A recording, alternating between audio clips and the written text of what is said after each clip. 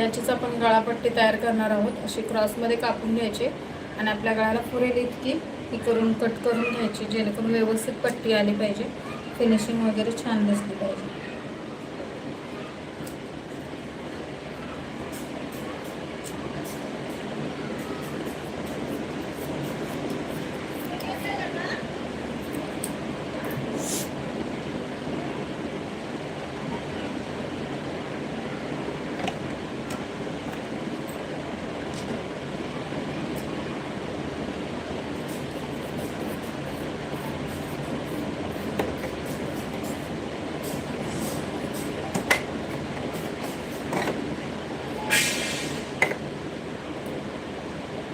अशी पट्टी काढून घ्यायची आणि ही पट्टी आपल्याला दुमडायची आहे।